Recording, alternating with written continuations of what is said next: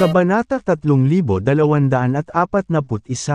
Kahit na ang Lobran clan ay isang makapangyarihang paksayon sa Demon Realm. Si Brielle ay isa lamang First Heaven Grand Emperor. Sa kabilang banda, ang Fallen Angel clan ay mayroong Third Heaven Grand Emperor. Kung determinado ang Fallen Angel clan na patayin si James, alam ni Brielle na hindi niya sila mapipigilan. Anong gagawin ko? Nataranta si Brielle. Naglakad siya papunta kay James. Nakita ni James si Brielle na naglalakad na may kakaibang ekspresyon at nagtanong. Anong mali? Sumagot si Brielle. Nakatanggap lang ako ng balita na ang Fallen Angel clan ay umalis na papuntang Earth gamit ang Hadin clan's passage. Nagulat siya saglit, pero nakangiting sinabi, walang dapat ipag-alala, nasa Earth kami ngayon. Papatayin natin sila kung manggugulo sila sa ating teritoryo. Nag-thumbs up si Henrik at sumasang ayon na sinabi. Ikaw ang lalaki, James. Baka ikaw lang ang mag-iisip na lipulin ang Fallen Angel clan. Tinadyakan ni Brielle ang kanyang mga paa at galit na sinabi. Naiintindihan mo ba ang sitwasyon mo ngayon? Paano ka makakakilos ng walang pakialam? Haharapin mo ang isang bagay na nagbabanta sa buhay. Lahat ay nasa ilalim ng kontrol. Hindi nag-alala si James dahil ang mga powerhouse mula sa Boundless Realm ay dumating din sa Earth. Ang Earth ay dapat na tinatakan, na pumipigil sa makapangyarihang mga magsasaka na bisitahin ito. Ang tanging alam na daanan na konektado sa Earth ay ang isa sa Hadin clan. Walang ideya si James kung paano nalampasan ng mga powerhouse mula sa Boundless Realm ang seal ng Earth. Ngunit kahit papaano ay nagawa na nila ito at nasa Earth na sila. Hindi siya nag-abala sa pag-iisip kung paano sila napunta sa Earth at tiniyak si Brielle. Huwag kang mag-alala, dahil hindi nabigla si James. Nagpa siya si Brielle na ihinto ang issue. James. Biglang may tumawag sa pangalan niya. Lumingon si James sa pinanggalingan at nakita ang isang magandang babae na papalapit sa kanya. Ang napakarilag na babae ay halos 180 sentimetro ang taas at may mahabang itim na buhok. Ito ay si Marcelo mula sa Azurin clan. Si Marcelo ay may magandang ngiti habang naglalakad. Nagmamadali akong lumapit nang mabalitaan kung nandito ka. Saan ka nagpunta sa nakalipas na 1,000 taon? Nag-aalala siyang lumukso sa mga bisig ni James, na hindi pinansin ang ibang mga tao sa paligid niya. Nagulat si James at naisip, she sure is bold. Itigil mo yan. Maraming tao dito. Tinulak ni James si Marcelo. Bumalik sa katinuan si Marcelo at bahagyang namula. Ako, habang may sasabihin sana siya. Biglang natakpan ng madilim na ulap ang maaliwalas na kalangitan. Isang malaking hukbo ng mga avian ang bumaba mula sa langit at mabilis na pinalibutan ang Bane City. Malaki ang pagbabago ng ekspresyon ni Brielle nang makita ang mga avian. Nanood si Henrik na medyo nakasimangot at bumulong. Nov.la, Bok, todo out talaga ang Fallen Angel clan. Ha! Dapat ba akong humingi ng backup sa aking guro? Nagsimula ring pag-isipan ni Chusai kung hihingi ng tulong sa kanyang ama. Ang Supreme Fiend Lord, sino sa inyo si James Caden? Isang galit na boses ang umalangaw sa buong kalangitan ng Bane City. Nakumalat sa Bane City. Itinaas ni James ang ulo sa langit. Siya ay nagpakita sa harap ng napakalaking avian sa kalangitan at walang pakialam na sinabi. Ako iyon. Ang Fallen Angel King ay umungal. Ikaw, B*****. Ikaw ba ang pumatay sa anak ko? Nakakabingi ang boses niya, at pakiramdam ni James ay namamanhid ang eardrums niya. Walang pakialam na sinabi ni James. Sino ang anak mo? Nako! Nakapatay ako ng lalaking parang ibon dati. Akala ko ba Sabredan ang pangalan niya? Anak mo ba iyon? Ang Fallen Angel King ay nagalit sa mga salita ni James. Siya ay sumabog sa galit. At napuno ng nakakatakot na enerhiya ang hangin. Pakiramdam ni James ay parang pilit na hinihiwa ang kanyang katawan. Alam ni James na may problema siya. Sa kanyang kasalukuyang lakas, hindi siya kalaban sa Fallen Angel King. Tahimik siyang nag-activate ng secret art at humingi ng tulong kay Nico. Nico, may problema ako ngayon at kailangan ko ng tulong mo. Naiintindihan. Pupunta ako dyan.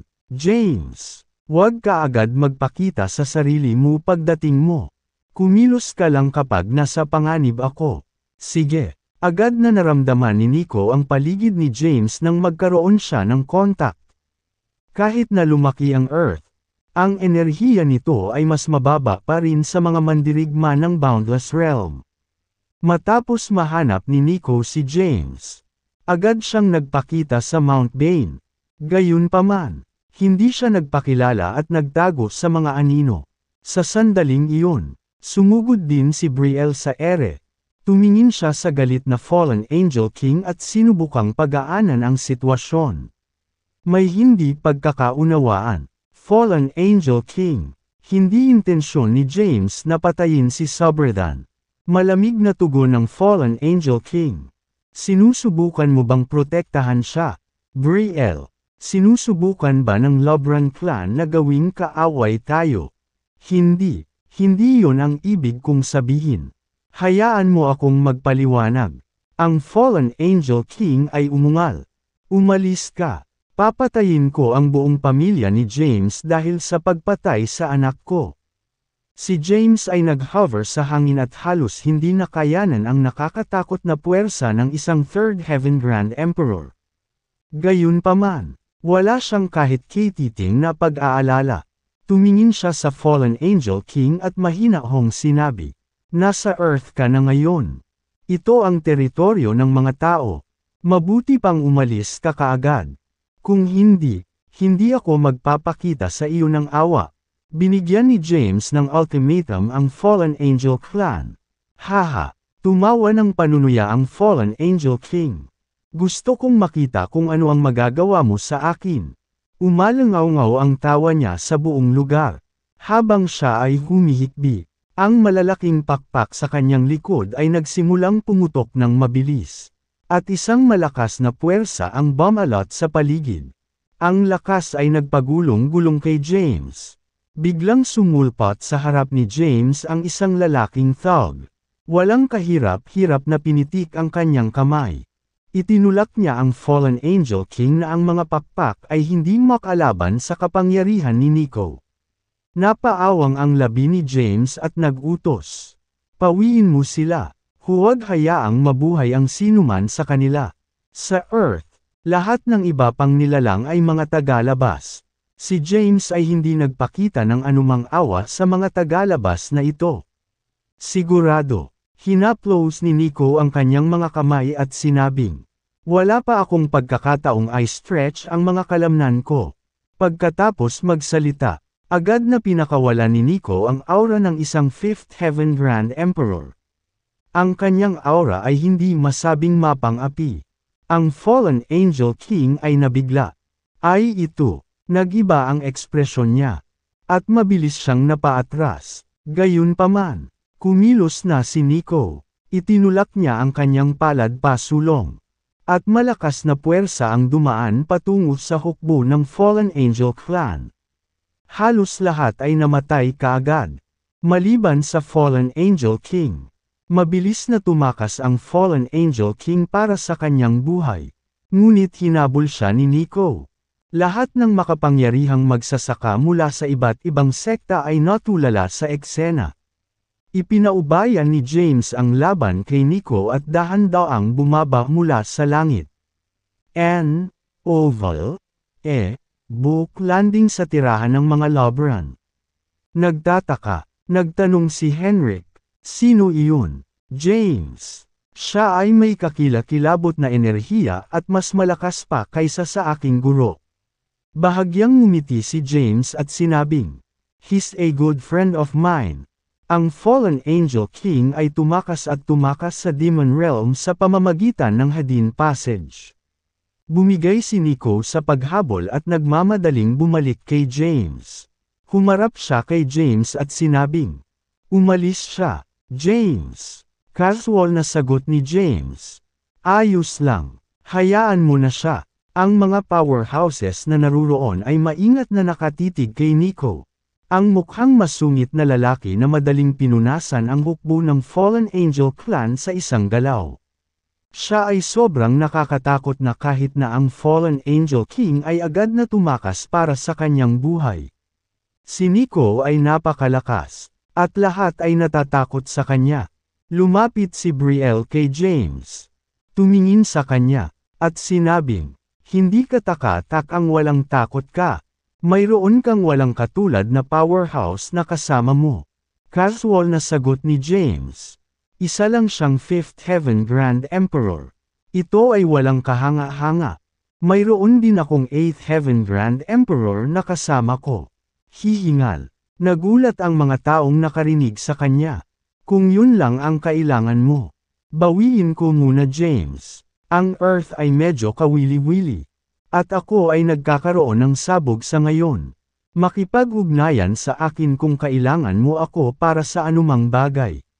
Hindi nagtagal si Nico at umalis na pagkatapos makipagpalitan ng ilang salita kay James. Matapos masaksihan ang pangyayari, marami sa mga taong naruroon ang tumingin kay James sa isang bagong liwanag. Tanong ni Marcelo, "Ano nga ba ang naranasan mo sa nakalipas na 1,000 taon?" James. Hindi masyadong nagpaliwanag si James sa kanya.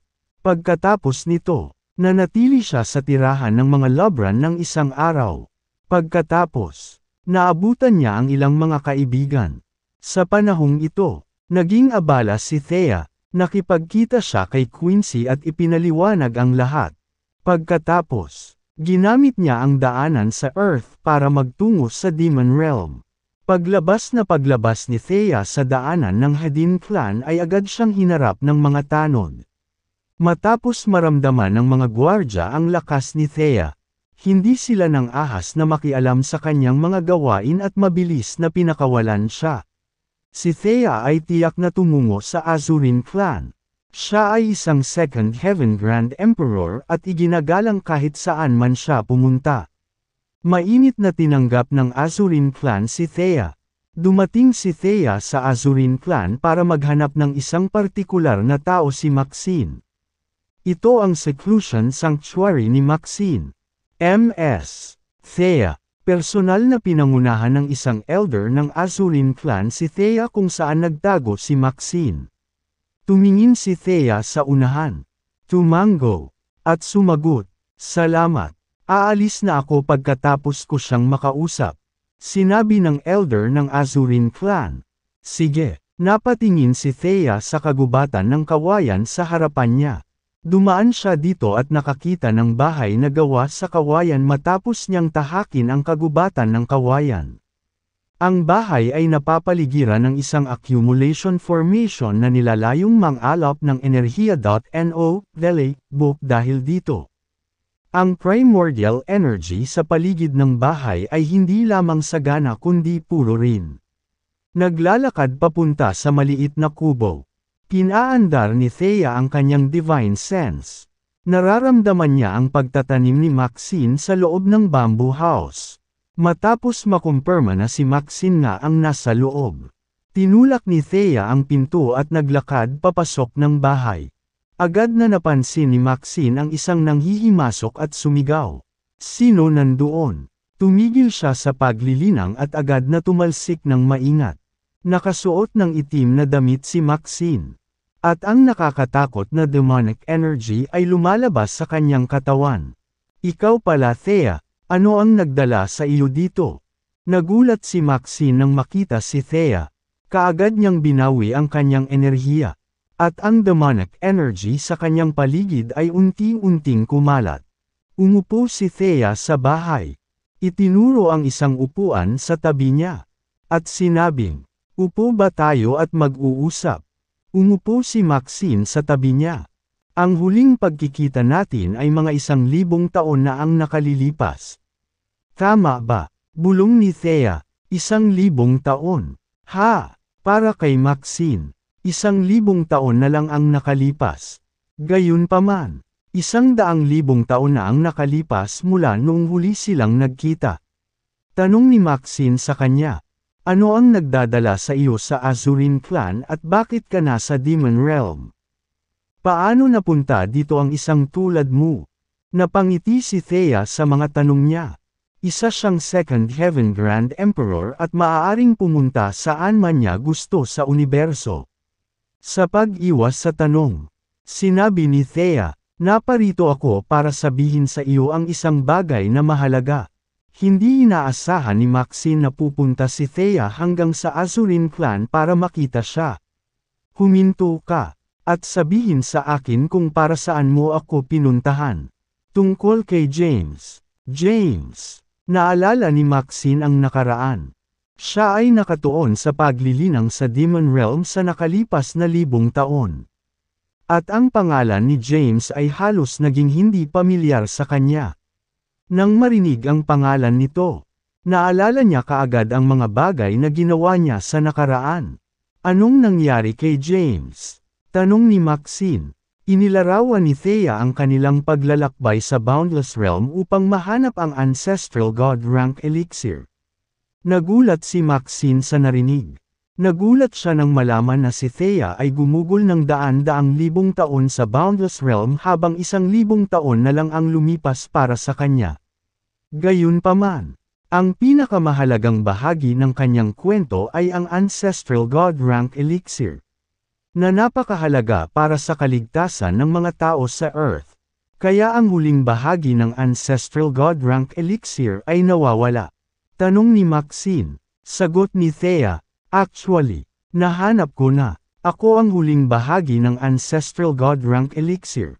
Para ma-activate ang kapangyarihan ng Ancestral God Rank Elixir, kailangan kong isakripisyo ang sarili ko. Kapag nakumpleto na ang Ancestral God Rank Elixir, mamamatay ako at mawawala sa mundong ito. Ano? Napatayo si Maxine sa gulat. Maliit na bagay. Tinanggap na ni Thea ang kanyang kapalaran. Umupo si Maxine at same time na nagtanong. Ano ba talaga ang nangyayari? Thea. Umiling si Thea at sinabing, sa totoo lang, hindi ko rin talaga maintindihan ang lahat. Ang alam ko lang ay ang mga ancestral god sa primeval age ay nagdagdag ng bakas ng aking kaluluwa para pinuin ang ancestral god rank elixir. Kasalukuyan akong nagiging materialisasyon ng mga bakas na iyon at bahagi ng ancestral god rank elixir. Kung gayon, ano ang pinunta mo sa akin? Naguguluhan pa rin si Maxine sa balak ni Thea. Sagot ni Thea, you've always been helping James from behind the scene noong mahina pa si James at hindi pa nagiging true cultivator. Kilalang kilala mo siya, kaya umaasa ako na patuloy mo siyang tulungan pagkatapos kong mawala. Magpapahinga ako ng maluwag kung alam kong nandyan ka para sa kanya sa hinaharap. Kumunot ang noo ni Maxine sa sinabi niya. Nagpatuloy sa pagsasalita si Thea. Si James ay isang napakahusay na lalaki at may tendensyang mang-akit ng mga babae saan man siya magpunta. Lumingon si Thea kay Maxine at nagtanong, may nararamdaman ka pa ba para sa kanya?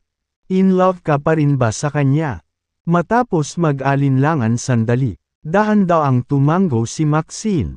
Napangiti si Thea sa sagot niya at sinabing, I'm reassured that James will have you and Quincy looking out for him in the future.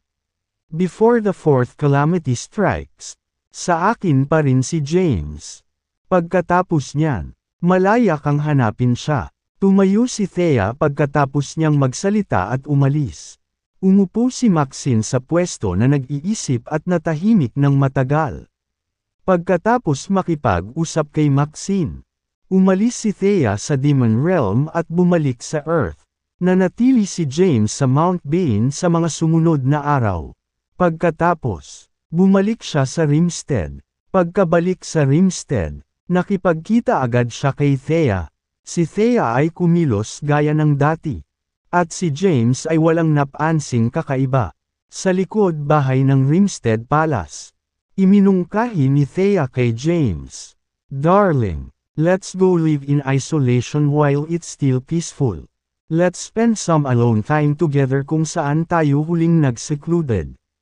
Nais ni Thea na gamitin ang pagkakataong ito na magkaroon ng isang anak kay James upang matiyak na hindi magwawakas ang pamana ng mga Kayden. Oo naman, sumang-ayon si James na may pag-aalinlangan. Matagal nang naglibot si James sa paghahanap ng Ancestral God Rank Elixir at napagod din. Kaya naman, gusto niyang gamitin ang pagkakataong ito para makapagpahinga ng maayos. Sige, fair na. Hinayla ni Thea si James at umalis.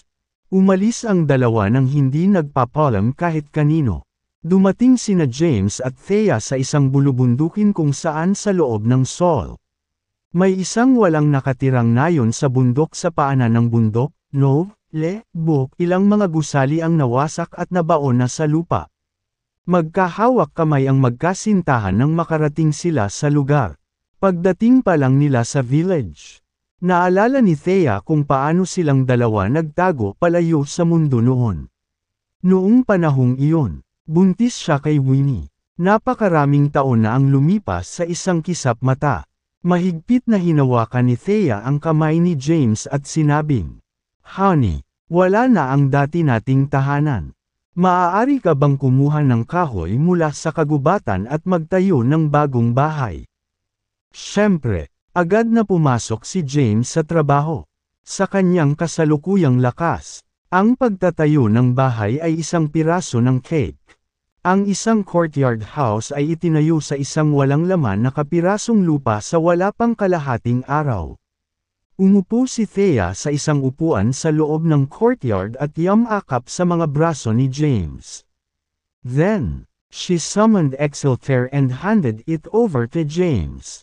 "Bakit mo binibigay sa akin?" Natigilan si James. Ngumiti ng malumanay si Thea sa kanya. "Walang silbi sa akin ang Excelter. Kaya ibinibigay ko sa iyo. Kabisado mo na ang demonic transformation at nilinang ang demonic power. Maaari mong pagsamahin ang Crucifer at Excelter para mabuo ang time capsule." Sige, walang ganang iniligpit ni James. Malumanay na sinabi ni Thea, "Honey, gusto kong magkaroon ng anak sa iyo." Then, she planted a kiss on James' lips. Masiglang tinugon ni James ang halik.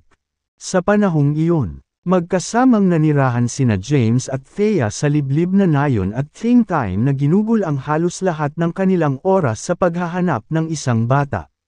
Lumipas ang 3 buwan sa isang kisap mata. Sa wakas ay nabuntis si Thea, dahil isa siyang Grand Emperor. Madali niyang naramdaman ang kalagayan ng kanyang katawan at naramdaman na lalaki ang bata sa kanyang tiyan. Noong una, gusto niyang pabilisin ang kanyang paglaki. Gayunpaman, ang ika-4 na kalamidad ay hindi pa nagaganap. At mayroon pa siyang ilang oras. Kaya, gusto niyang manatili ang kanyang anak sa kanyang sinapupunan sa loob ng 10 buwan. Samantala, binubungkal ni James ang ilang lupa sa kanilang bakuran gamit ang asarol. Sa di kalayuan, may ilang mga manok, tulad ng mga manok at itik, na gumagalas sa lugar. Nakatayo si Thea sa pintuan at pinagmamasdan si James sa kanyang mga sira-sirang damit. Nagtatrabaho sa lupa sa di kalayuan. Siya ay napuno ng kaligayahan at ngumiti ng maligaya. Maya-maya, lumapit si James sa kanya dala ang kanyang asarol. "Balik na ako, darling." Maligayang pagbabalik. Bahagyang tumanggo si Thea, naglakad, at pinunasan ng panyo ang dumi sa mukha ni James. Pagkatapos, magiliw niyang sinabi, "Mayroon akong magandang balita, mahal." "Ano ito?" "Buntis ako." "Seryoso ka?" Matapos ay proseso ang kanyang mga salita. Agad na nagpakawala ng sarap na sigaw si James. Yumuko siya at idiniin ang ulo sa tiyan ni Thea. Nakangiting tanong niya, "Lalaki ba ito o babae?" "Lalaki ito." Ginamit ni James ang kanyang sentido at naramdaman ang munting buhay sa loob ng katawan ni Thea. "Honey, maghanap ka na ng kakaibang probisyon para sa anak natin. Gusto kong maging outstanding siya simula nang ipanganak siya. Saan ko sila hahanapin? Tanong ni James. Nang osar na sabi ni Thea. Bahala ka. Maaari mo lang silang agawin sa iba kung wala kang mahanap. Sige, walang problema. Nakangiting sagot ni James. Pagkatapos ay nag-activate siya ng secret art para makontak si Nico. Agad na lumitaw si Nico at nagtanong. Paano ako makakatulong? James. Sabi ni James. Humanda ka sa heist ng buhay mo. Ha? Gulat na sabi ni Thea. Nagbibiro lang ako. Seryoso ka bang nag-iisip na mang-agaw ng isang bagay sa iba? Nakangiting sabi ni James. Ang sangkatauhan ay nabuhay sa ilalim ng pang-aapi sa buong panahon na ito. Oras na para lumaban tayo. Makatitiyak ka, darling. Babalik ako na punong-puno ng mga biyaya para pakainin ang anak natin. Sige, sige na. Bumalik ka kaagad. Bahagyang iwinagayway ni Thea ang kanyang kamay.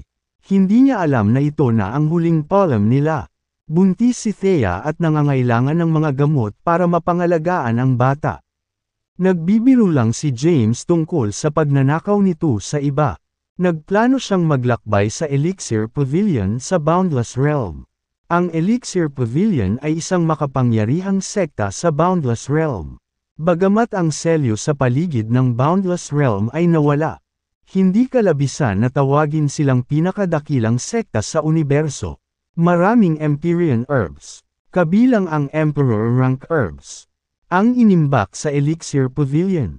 Maglalakbay kami ni Thea, Nico, sa Elixir Pavilion. Matapos ipaalam ni James kay Thea ang kanyang destinasyon, umalis na siya kasama si Nico.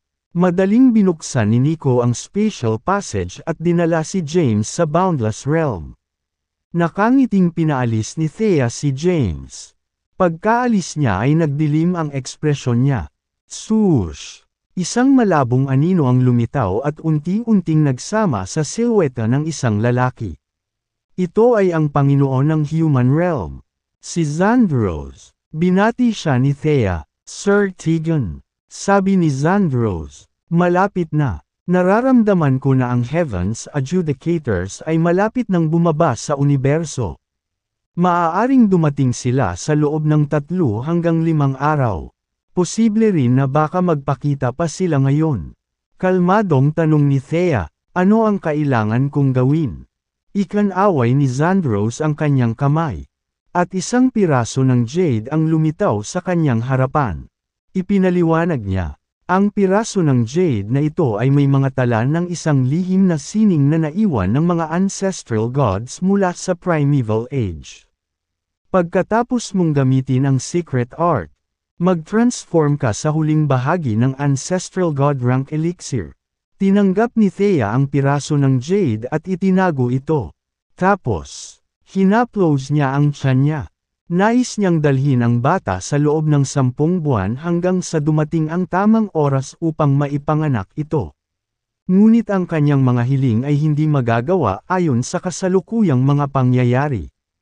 Huwag mong sasabihin kay James ang nangyari sa akin hanggang sa lumipas ang 4th calamity. Gayun din, tulungan mo akong alagaan ang aking anak at dalhin siya kay James pagkatapos ng kalamidad. May pangalan na ako para sa anak natin. Jacopo Caden. Sana ay makakamit niya ang magagandang bagay sa hinaharap at mamuhay ng malaya at walang problema. Mahinang wika ni Thea. Tumango si Xandros bilang tugon. Bumalik si Thea sa bahay. Nakahiga siya sa kama at pinakilos ang kanyang lakas upang pasiglahin ang paglaki ng fetus. Napinabilis ang kanyang sariling pagbubuntis. Lumaki ang tiyan ni Thea habang patuloy na lumalaki ang fetus. Ilang sandali pa, napuno ng iyak ng isang sanggol ang silid. Maya-maya ay lumabas na ng bahay si Thea habang yakap-yakap ang bata. Lumapit siya kay Xandros. Ang sanggol sa kanyang mga bisig ay chubby, at ang kanyang madilim na mga mata ay kumikinang ng maliwanag.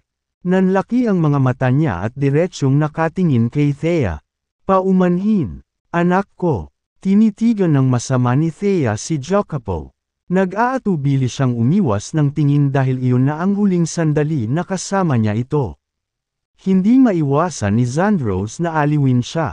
Wala kang dapat ikabahala, Thea. Sa ngayon, ikaw lang ang bahagi ng iyong kaluluwa na kinuha ng mga ancestral gods mula sa iyo noong primeval age. Ang totoong bersyon mo ay maaaring buhay pa sa isang lugar. Ganoon ba? Tumingin si Thea kay Xandros at sinabing, pero magiging akin pa rin ba ang taong iyon? Kahit na isa lamang akong kapirasong kaluluwa, mayroon akong sariling kamalayan. No, eleb.ok magiging katulad ko ba ang totoong bersyon? Hindi ko alam. Nawalan ng masabi si Xandros. Pinagdikit ni Thea ang mga labi at iniabot si Jacopo kay Xandros. Alagaan mo siyang mabuti. Kinalong ni Xandros si Jacopo. Sa pagkakataong iyon, biglang napaluha si Jacopo. Parang may nararamdamang mali. Sumigaw siya. Mama, si Thea ay isang second heaven grand emperor. Kaya't ang batang pinayaman ng kanyang pinakamataas na lakas ay ipinanganak na pambihira. Bumalik si Thea sa bahay. Inilabas niya ang piraso ng jade na ibinigay ni Xandros sa kanya at nagsimulang malaman ang secret art na nakatala dito. Ang secret art ay medyo simple, at mabilis itong nahawakan ni Thea. Pagkatapos, inactivate niya ang secret art. Isang nakakasilaw na gintong liwanag ang bumungad sa kanyang katawan. At ang kanyang katawan ay unti-unting naging translucent. Habang ginagampanan ni Thea ang secret art, unti-unting naglaho ang kanyang katawan at naglaho upang bumuo ng isang elixir na kasing laki ng basketball. Naghintay si Xandros sa labas ng pinto. Gayunpaman, alam niya ang lahat ng nangyayari sa bahay.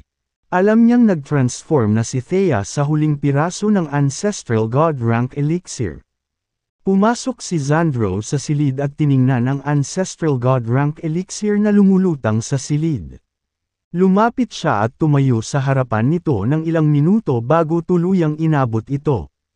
Ang ancestral god rank elixir ay lumutang patungo sa kanya. Hinawakan ni Xandros ang ancestral god rank elixir. Hindi siya nagtagal at umalis na kasama si Jacopo sa kanyang mga bisig. Sa sandaling iyon, nakarating na si James sa Elixir Realm. Boom! Nakarinig siya ng napakalaking pagsabog sa outer space pagdating niya sa labas ng Elixir Realm. Nakakabingi ang pagsabog, at isang malaking shockwave ang dumaan sa kalawakan. Anong nangyari? Natarante si James. Nagulat din si Nico at umiling na hindi sigurado. James! Bumalik ka kaagad. Sa sandaling iyon, isang telepatikong boses ang umalangaw sa kanyang isipan. Nang marinig ang boses ni Xandros, alam ni James na may nangyari at naghinala na dumating na sa Earth ang Heaven's Adjudicators. Nagmamadaling utos ni James, Nico, kailangan na nating bumalik ngayon. Sige, mabilis na sinundan ni Nico si James. Mabilis na umalis ang dalawa sa Boundless Realm. Sa susunod na sandali, lumitaw sila sa isang lugar sa loob ng 3,000 mundo sa lupa. Mayroong maraming mga gusali sa isa sa mga bundok sa isang hanay ng mga bundok. Maraming tao ang nagtipon sa pangunahing bulwagan ng isa sa mga gusali.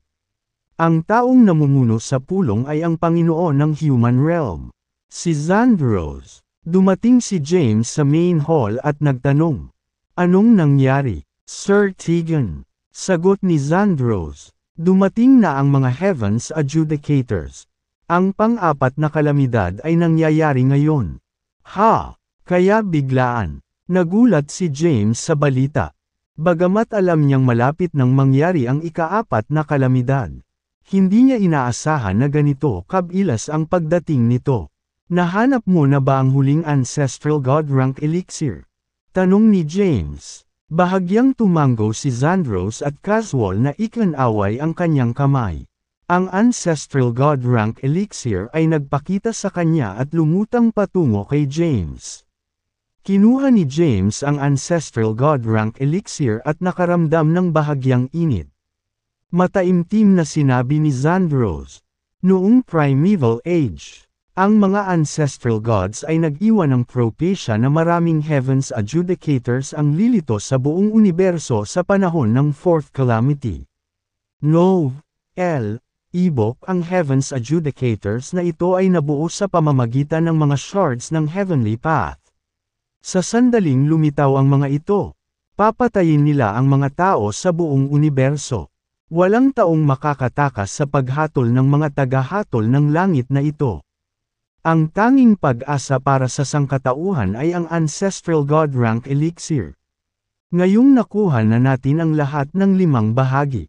Maaari na nating pagsamahin ang mga ito sa natapos na Ancestral God Rank Elixir. Naiintindihan. Bahagyang tumango si James. Pagkatapos, inilabas niya ang 4 pang bahagi na nakolekta niya. Ang 5 bahagi ay lumutang sa kanyang harapan at nagsimulang magsanib.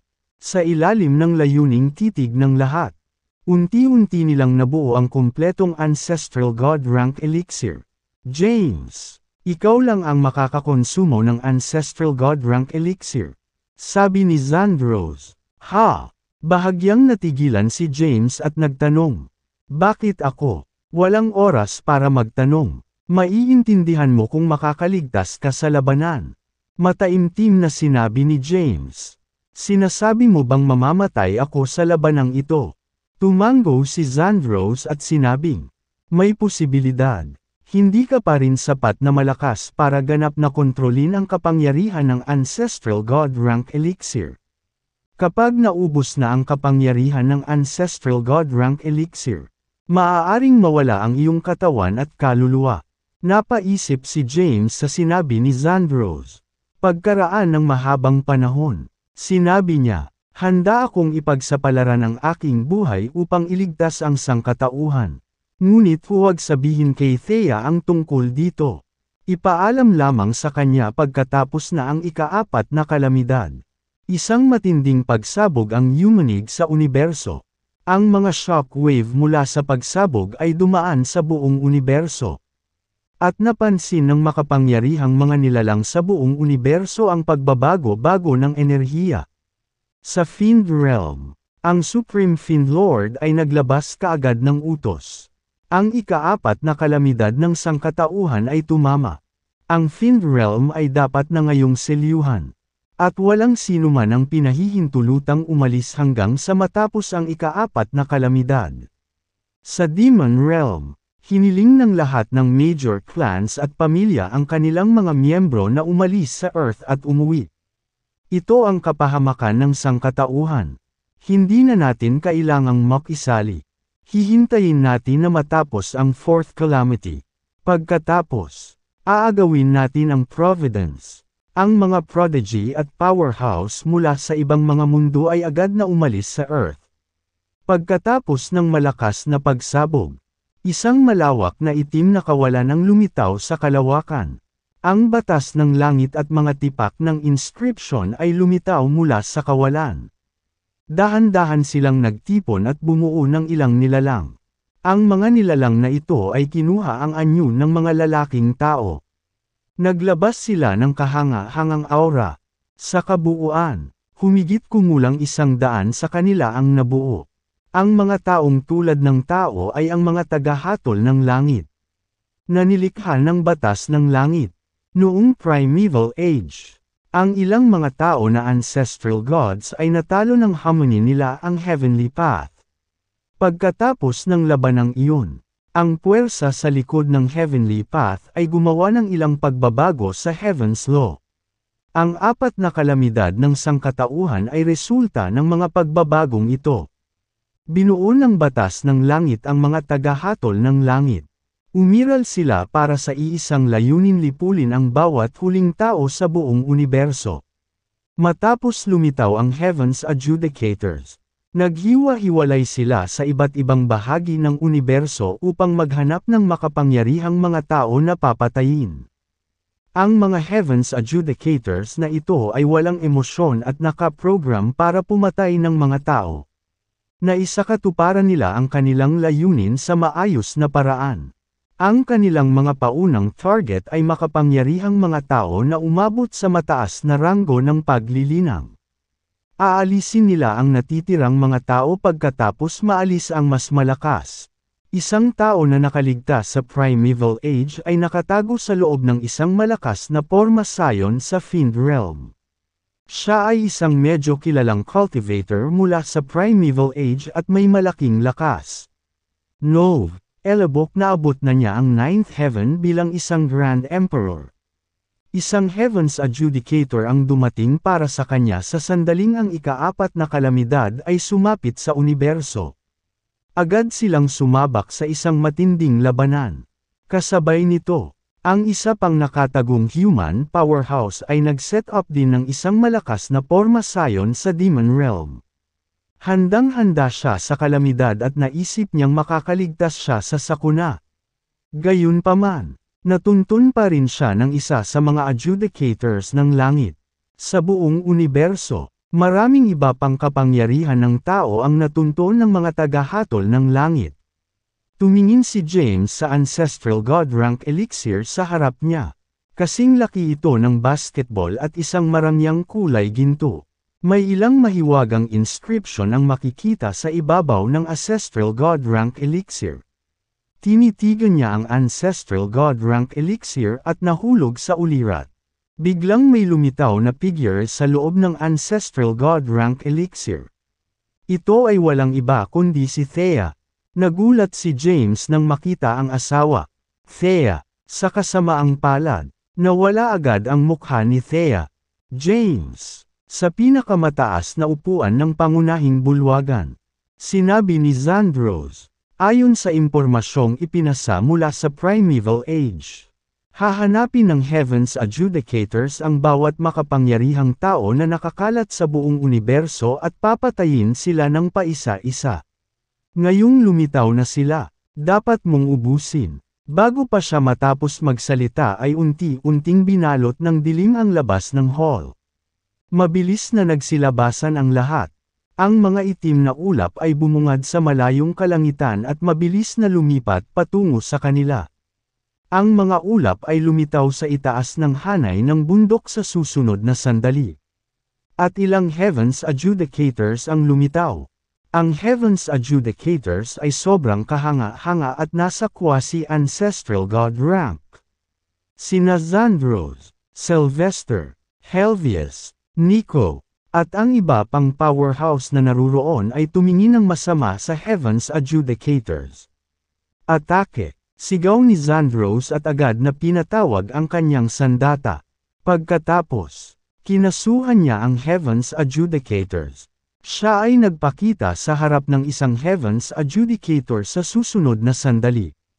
Isang malamig na buntong hininga ang pinakawalan ng Heavens Adjudicator.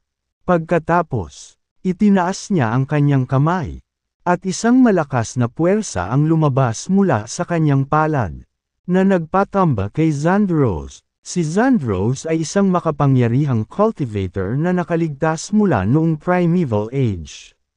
Siya ay isang 8th Heaven Grand Emperor at itinuturing na isang walang katulad na powerhouse. Ovalbok gayunpaman. Kahit na siya ay hindi makayanan ang isang suntok mula sa isang Heavens Adjudicator. Bilasan mo James. Nasugatan si Xandros at tumalsik ng dugo. Nilingan niya si James at nagmamadaling sinabi, mawawasak ito kung sumiklab ang labanan dito sa human realm. Ubusin kaagad ang Ancestral God Rank Elixir at akitin ang Heavens Adjudicator sa pinakamalalim na bahagi ng universo. Kahit isang segundong pag-aalinlangan ay maaaring magresulta sa pagkawasak ng human realm. Malinaw na umalangaw ang boses ni Xandros sa kalangitan. Tumingin si James sa Ancestral God Rank Elixir sa harap niya. Ibinuka niya ang kanyang bibig at walang pag-aalinlangan itong nilunok. Ang Ancestral God Rank Elixir ay napakalaki at halos kasing laki ng basketball. Agad na kumalat ang init sa bibig ni James at tumagos sa kanyang katawan. Ang mainit na agos ay damaloy sa kanyang katawan, na nagbigay sa kanya ng napakalaking kapangyarihan.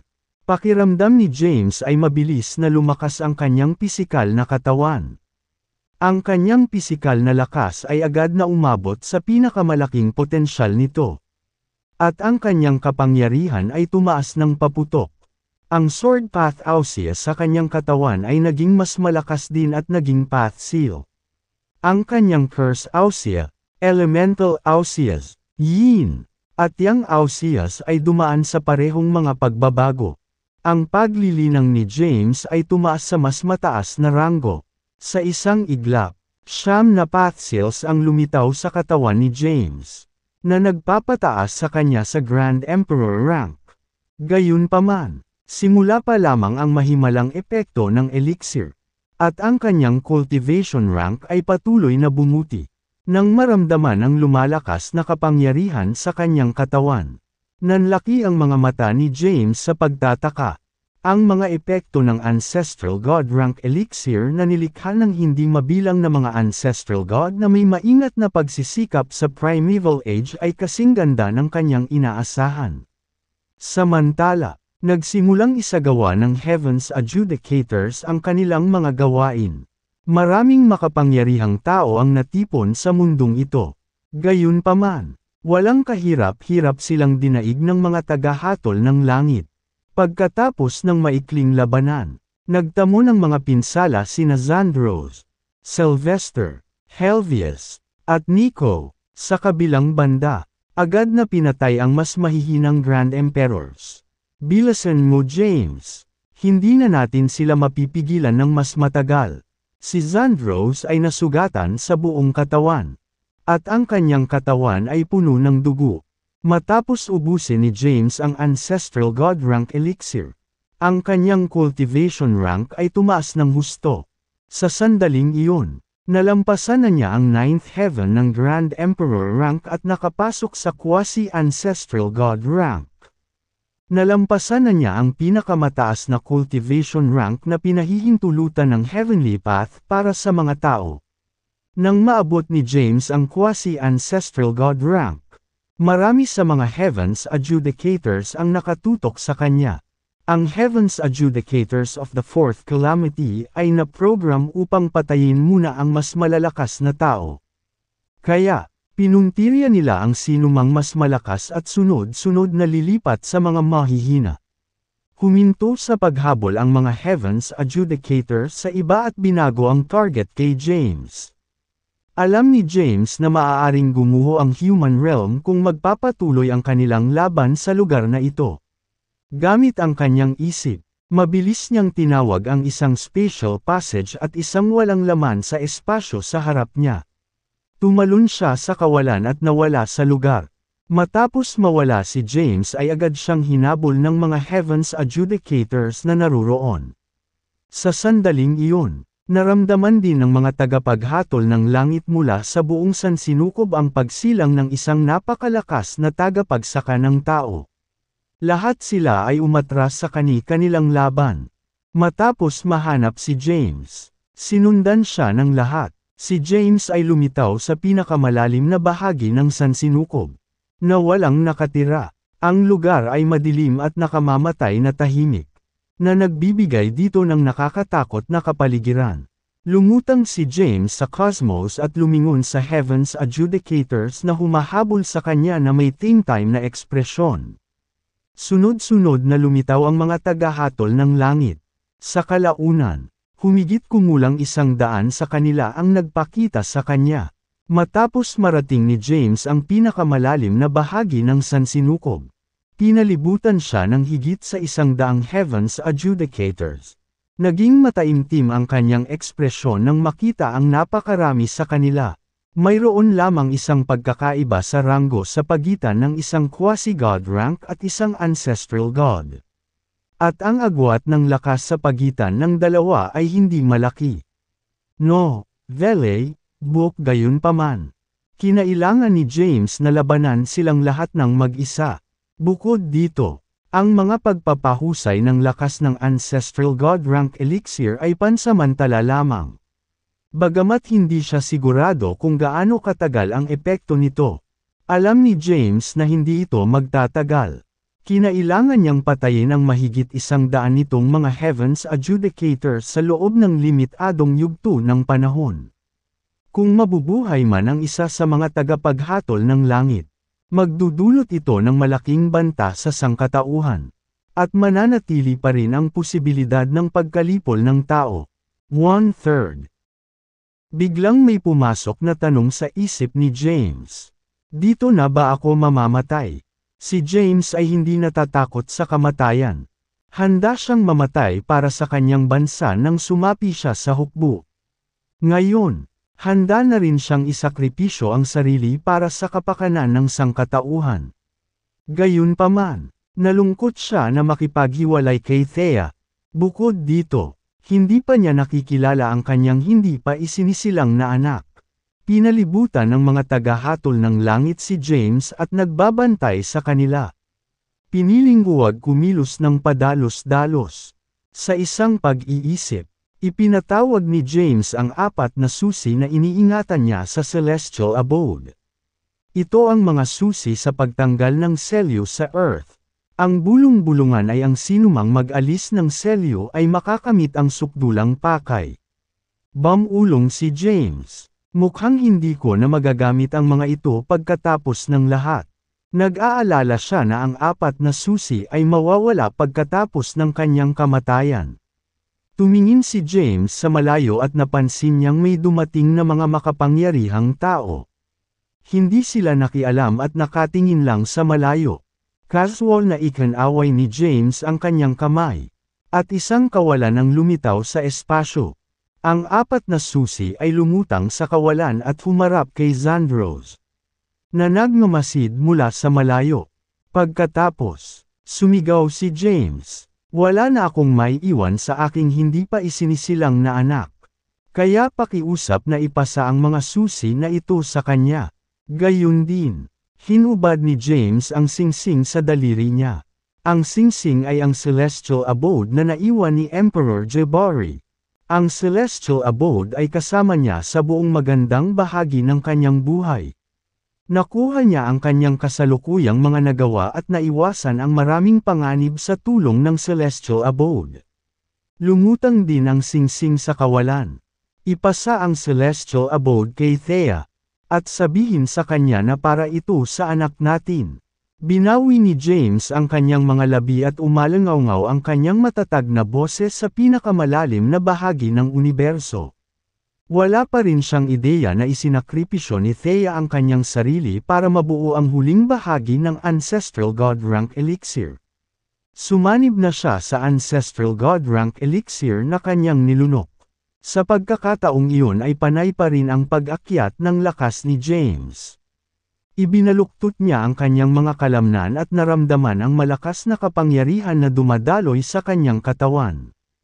Pagkatapos, bamulong siya. So ito ang lakas ng isang ancestral god. Ito ay tiyak na kahanga-hanga. Pakiramdam ko ay maaari kong sirain ang isang malaking planeta sa isang suntok lamang. Umabot na sa limitasyon ang pisikal na lakas ni James. Nalampasan na niya ang defensive power ng Demonic Lotus at higit pa sa 9th Heaven ng Grand Emperor rank. Ang kanyang pisikal na lakas ay ang Quasi-Ancestral God rank at sa wakas ay nalampasan ang Ancestral God rank. Ang 9 na uusya sa kanyang katawan ay dumaan sa kumpletong pagbabago at nabuo ang Path Seals. Naabot din ng kanyang Path Seals ang pinakamataas na potensyal. Si James ay naging isang ancestral god. Sa sandaling iyon, ang pisikal na lakas at kapangyarihan ni James ay umabot sa ancestral god rank. Napapaligiran siya ng humigit kumulang 100 Heavens Adjudicators. Ang mga tagahatol ng langit ay may hawak na magkatulad na sandata. Sa kanilang mga kamay ay may itim na karit na naglalaman ng mapangwasak na kapangyarihan. Tumingin si James sa mga Heavens Adjudicators na nakapalibot sa kanya at mahinang sinabi, "Kumilos ka." Sa sandaling iyon, humakbang pasulong ang isa sa mga tagahatol ng langit. Mukhang nasa 30s na siya at nakasuot ng itim na roba. Tumingin siya kay James. Sabi niya, "James Caden, pinipilit mo bang suwayan ang landas sa langit?" Desidido ka bang protektahan ang sangkatauhan? Bakit ko pa gagawin ito? Ang tagapaghatol ng langit ay nagtangkang pigilan siya.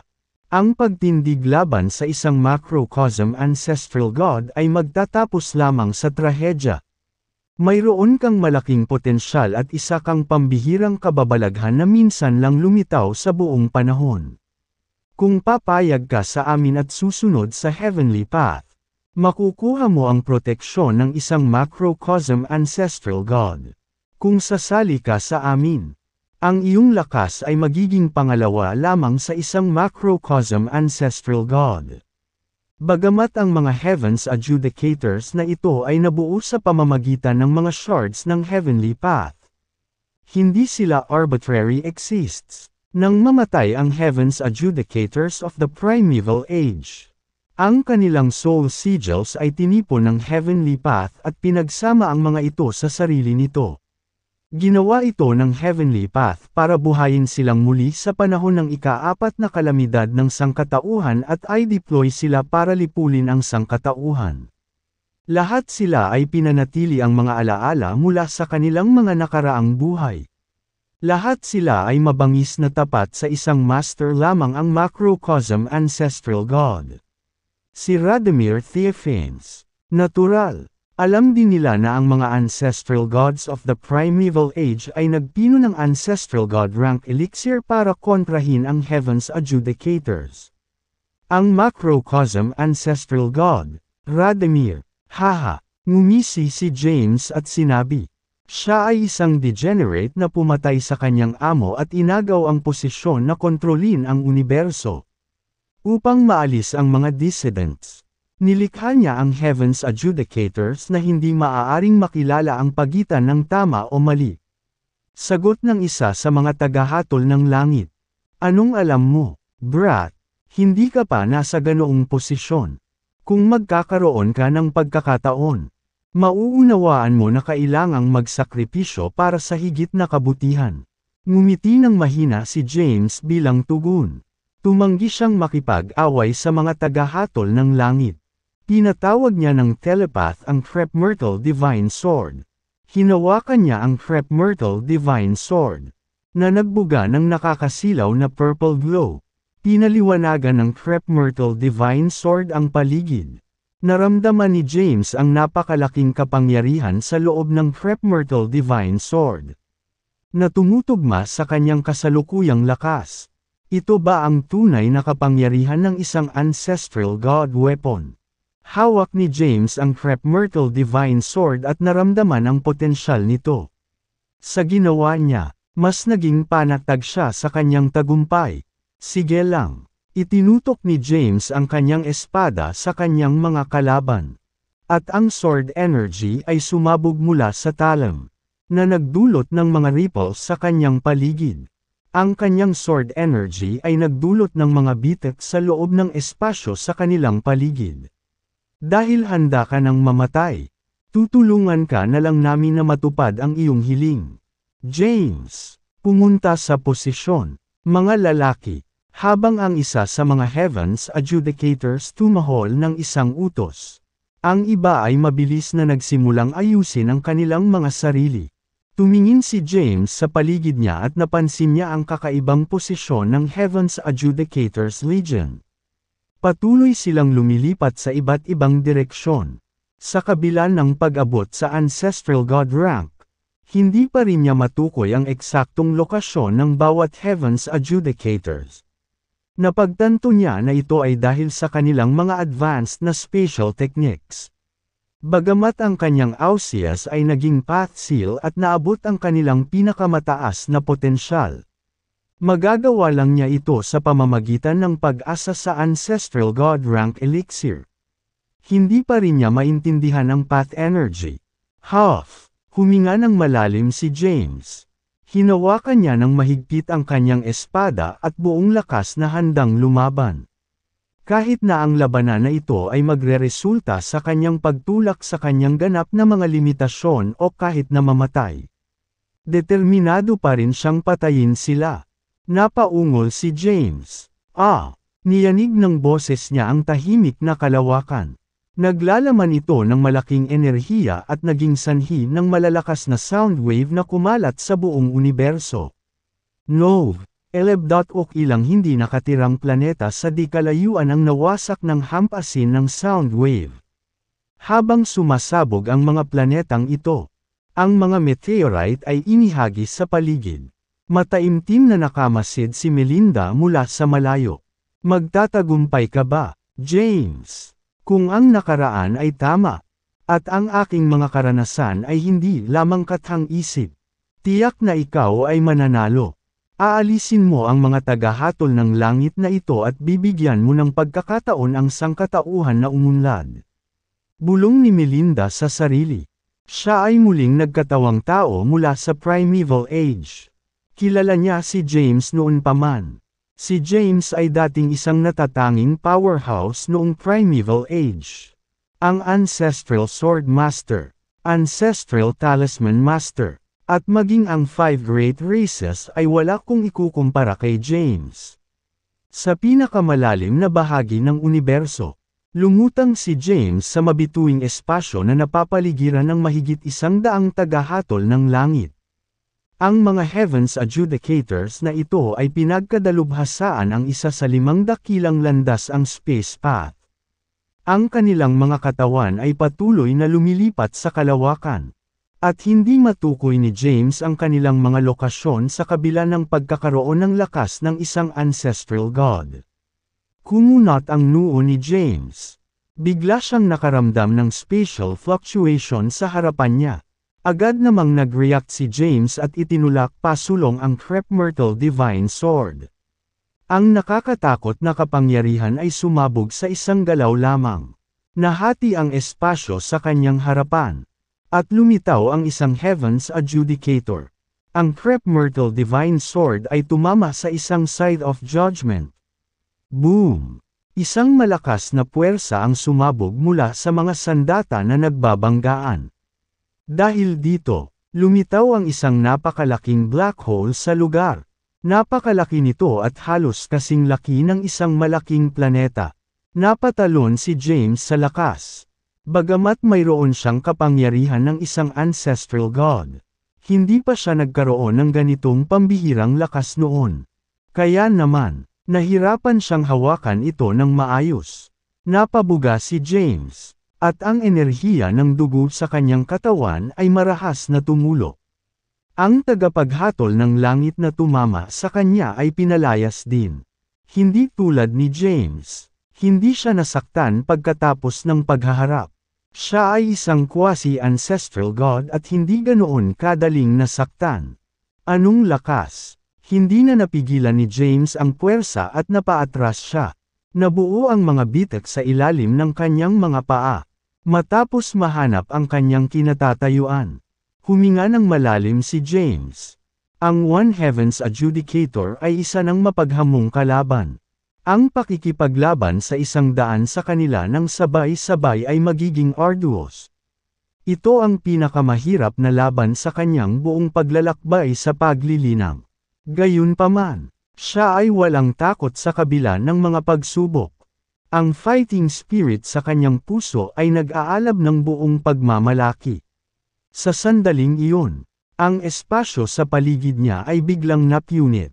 At 12-dosenang mga Heavens Adjudicators ang lumitaw. Bawat isa ay naglulunsad ng matinding pag-atake sa kanya. Naramdaman ni James ang kanilang presensya at mabilis na inilabas ang lahat ng kanyang lakas. Sa sandaling iyon, tumalon sa pinakamataas na punto ang kanyang aura. Ang malakas na enerhiya ay sumabog mula sa kanyang katawan at nabuo ang isang hindi nakikitang magnetic field. Gayunpaman, isang Scythe of Judgment ang tumama sa magnetic field at agad itong nabasag. Sa sandaling nasira ang magnetic field, naramdaman ni James ang isang nakakatakot na puwersa na sumugod sa kanya.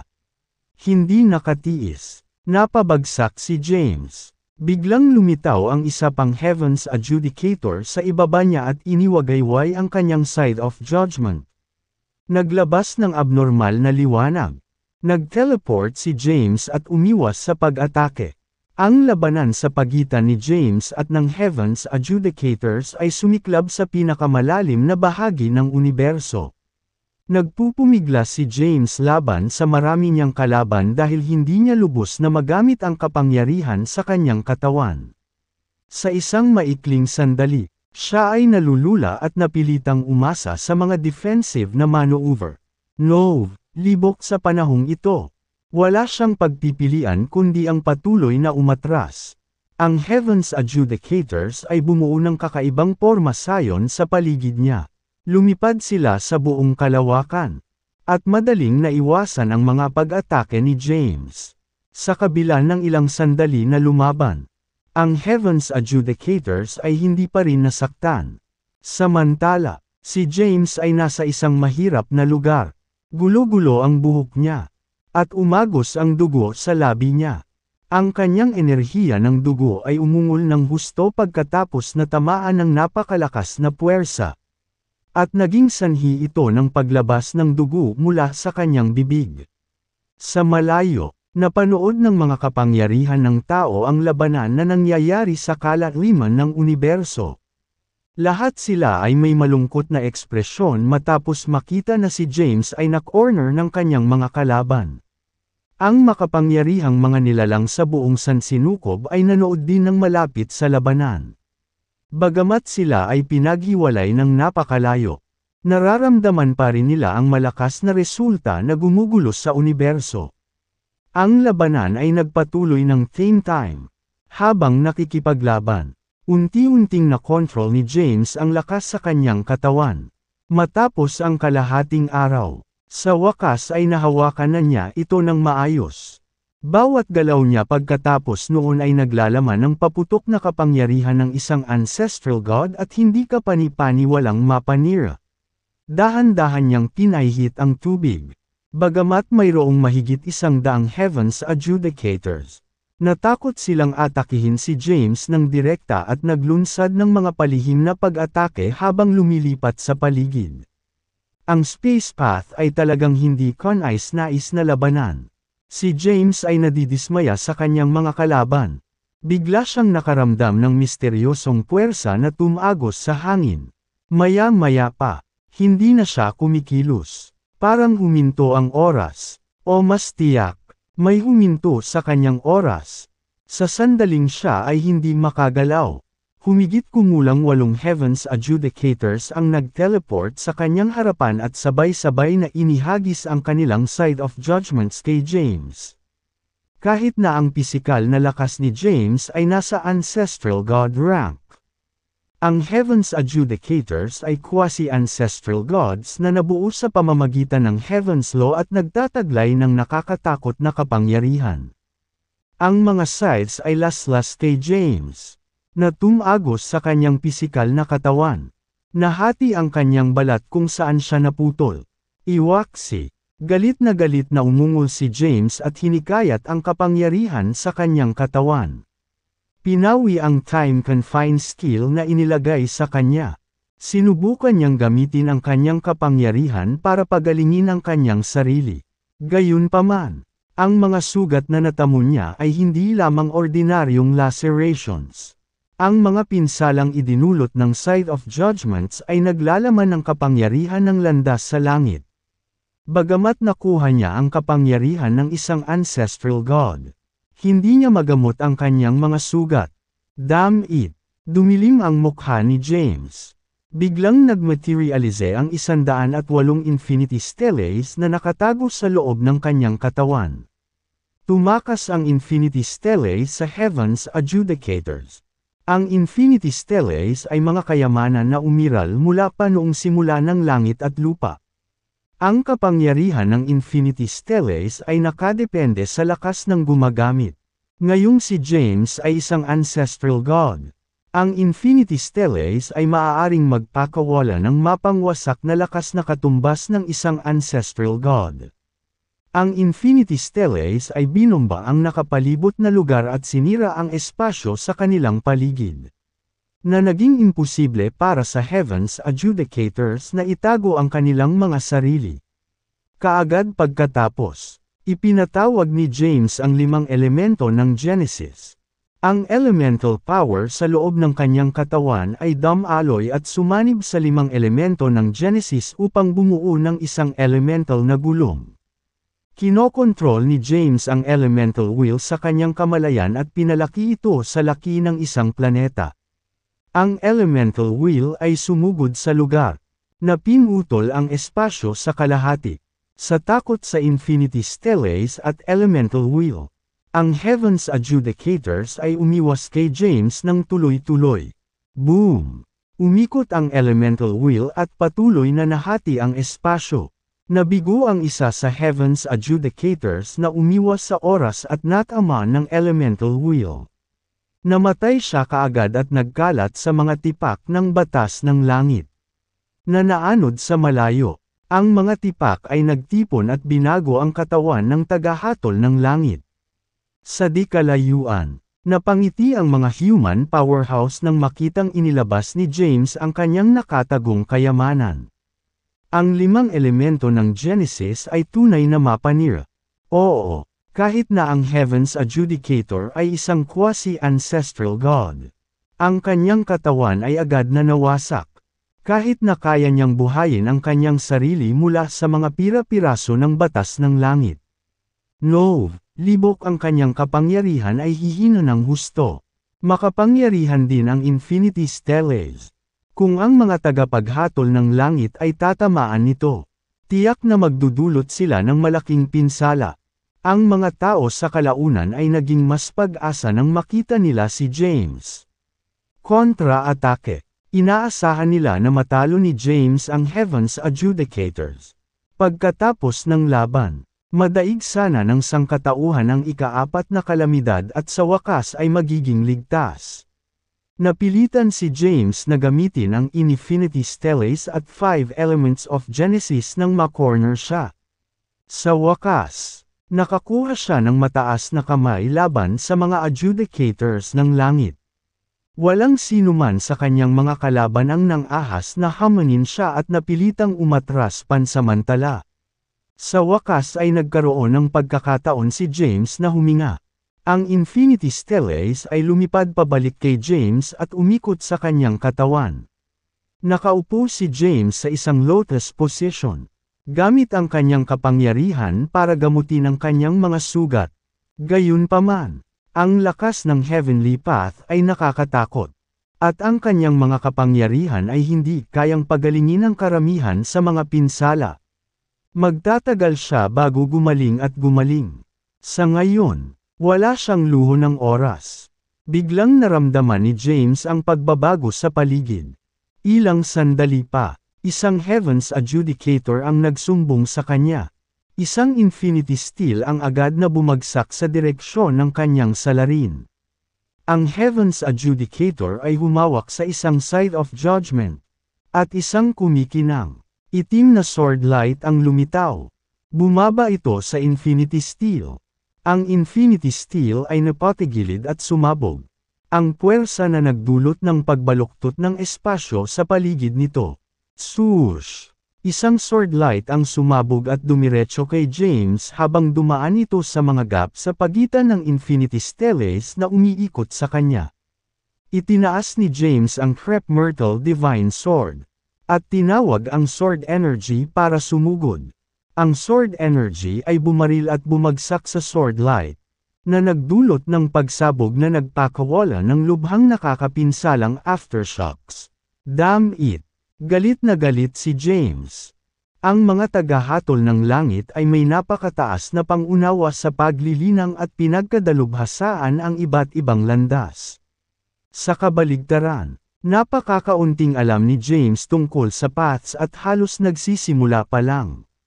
Sa kabila ng pagkakaroon ng napakalaking kapangyarihan sa kanyang katawan, hindi niya ito magagamit ng mahusay.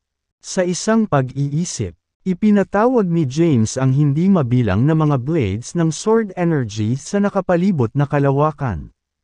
Ang Sword Energies ay sumabak sa Heaven's Adjudicators.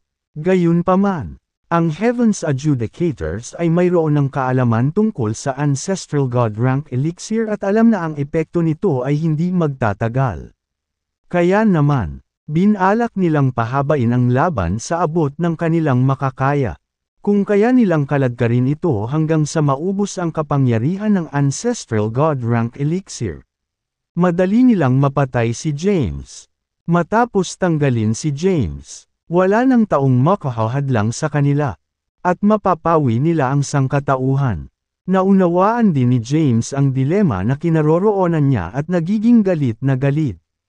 Patuloy niyang binasag ang Infinity Stellae sa espasyo sa paligid niya, na naging sanhi ng pagbuo ng mga black hole.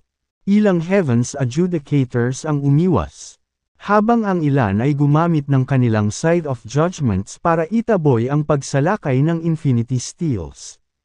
Patuloy na ginagamit ni James ang Infinity Stellae at Elemental Wheel para bombahin ang Heavens Adjudicators. Bagamat makapangyarihan ang kanyang mga sandata, malalakas din ang Heavens Adjudicators at nakabisado nila ang Space Path, libok kaya, madali silang makagalaw sa kalawakan at makaiwas sa mga pag-atake. Bukod dito, pinagkadalubhasaan din ng mga tagahatol ng langit ang landas ng oras. Sa mga kritikal na sitwasyon, maaari nilang manipulahin ang oras upang maiwasan ang mga nakamamatay na suntok. Pagkaraan ng ilang sandali ay lumaban. Mas dumami ang mga pinsala ni James. Samantala, hindi pa rin nasakta ng Heavens Adjudicators. Nang makita ito ni Melinda ay napaawang ng mahigpit ang kanyang mga labi. Alam niyang matatalo si James kung magpapatuloy ang laban. Biglang nawala si Melinda sa manipis na hangin. Sa susunod na sandali, nagpakita siya sa Aqua Realm. Nakatayo si Melinda sa harap ng isang itim na palasyo sa isang lugar sa Aqua Realm. Ang mga tagahatol ng langit ay bumaba na. At ang mga tao ay nahaharap ngayon sa ikaapat na kalamidad.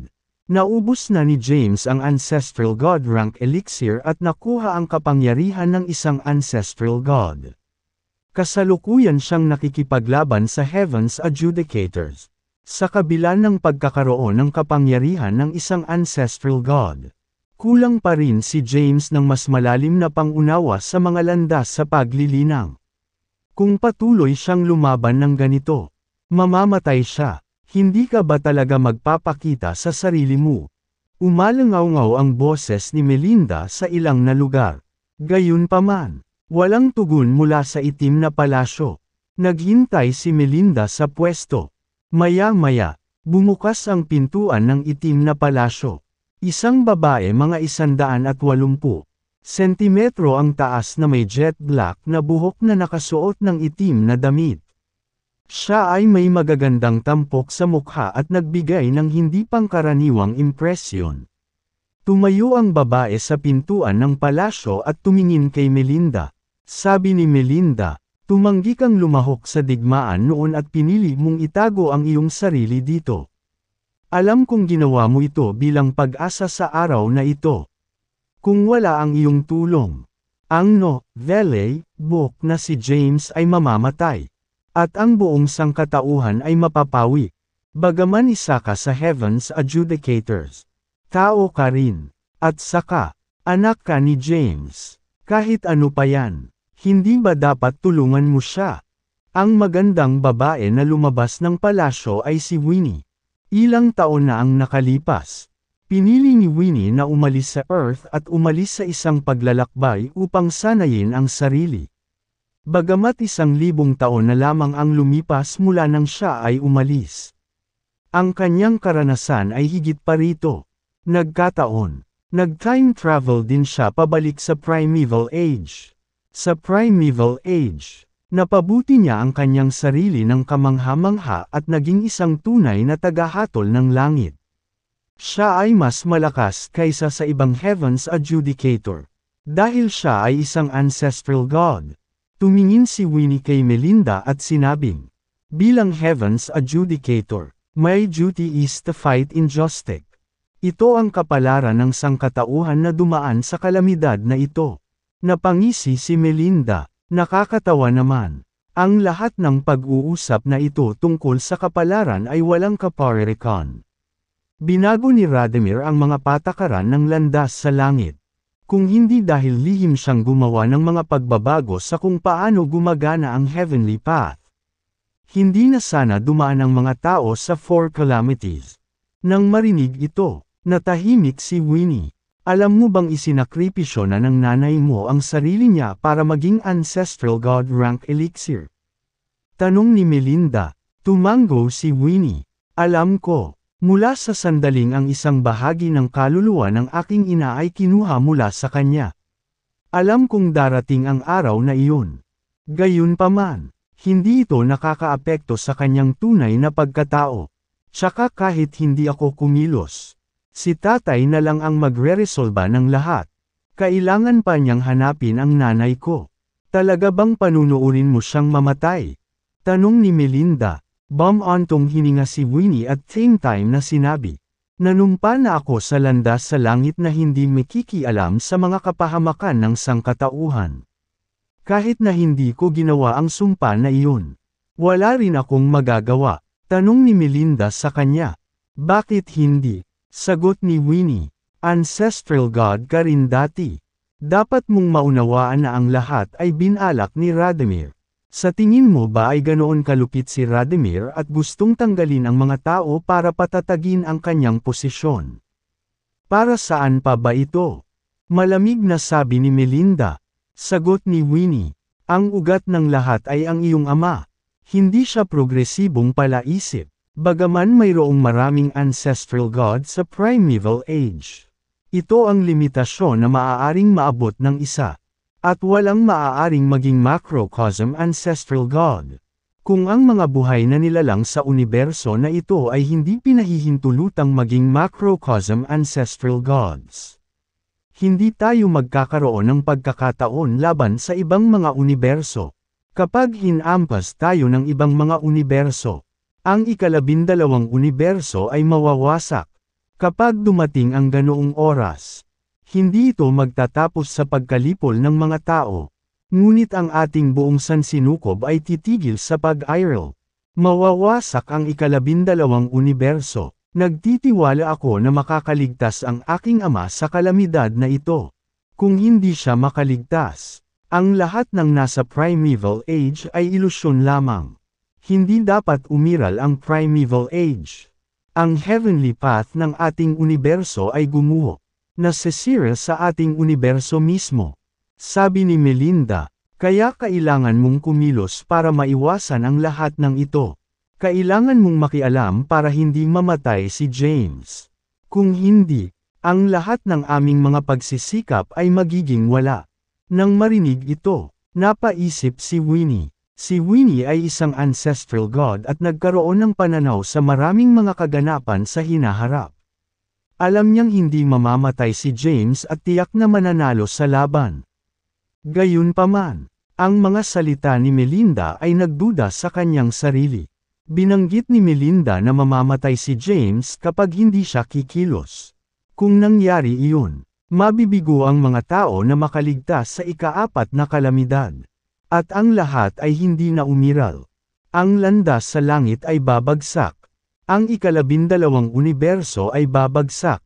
At lahat ng nangyari ay magiging parang panaginip lamang.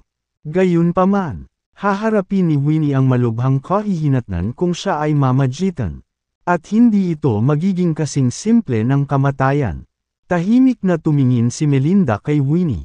Pagkaraan ng ilang sandali, sinabi niya, nasa iyo kung tutulungan mo siya o hindi. Tumalikod si Melinda at nawala sa pintuan ng palasyo sa isang iglap. Sa sandaling iyon, ang labanan sa pagitan ni James at ng Heaven's Adjudicators ay patuloy pa rin sa pinakamalalim na bahagi ng universo. Inilabas na ni James ang lahat ng kanyang lihim na sandata. Ang 9 na path seal sa kanyang katawan ay naglabas ng malakas na lakas. Ang pagbomba ng Infinity Steel at Elemental Wheel ay nagtulak sa Heaven's Adjudicators na patuloy na umatras. Gayunpaman, wala sa mga tagahatol ng langit ang namatay sa mahabang labanan. Kung tatagal ang laban, mawawala ang kapangyarihan ng Ancestral God rank elixir at tiyak na mapapatay si James. Kung siya ay mapahamak, Ang sangkatauhan ay mapapahamak sa ikaapat na kalamidad.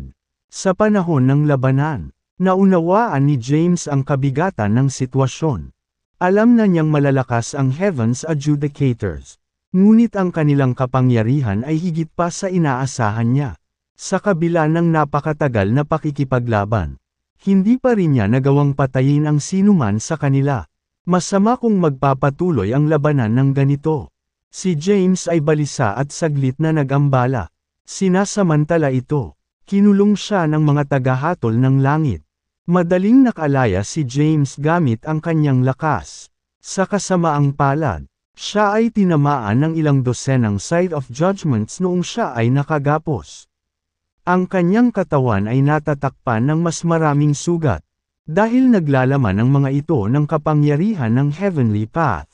Hindi niya agad magamot ang mga ito, at aabutin siya ng mahabang panahon ng paggaling upang pagalingin ang kanyang sarili. Galit na nagmura si James. Damn it! Tinitigan niya ang isa sa mga Heaven's Adjudicators, at pinalo sa kanya ang isang Infinity Steel. Ang Heaven's Adjudicator ay may napakabilis na bilis at maaaring mawala sa pagitan ng mga espasyo dahil kabisado niya ang space path. Ipinagpatuloy ni James ang paggamit ng Infinity Stellace para gibain ang nakapalibot na espasyo.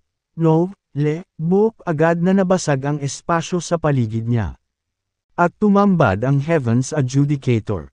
Sa sandaling makita siya ni James. Ginamit niya ang lahat ng Infinity Stellace para hampasin siya. Ang bawat piraso ng Infinity Stellace ay naglalaman ng malakas na lakas. Ang Heaven's Adjudicator ay patuloy na umiiwas sa mga pag-atake. Biglang hinampas siya ng Elemental Wheel. Itinaas ng Heaven's Adjudicator ang Side of Judgment. At isang nakasisilaw na sword light ang sumambulat upang ilihis ang Elemental Wheel. Sa sandaling iyon, kumilos si James. Hawak ang Crep Myrtle Divine Sword. Humarap siya sa Heaven's Adjudicator na may isang flash.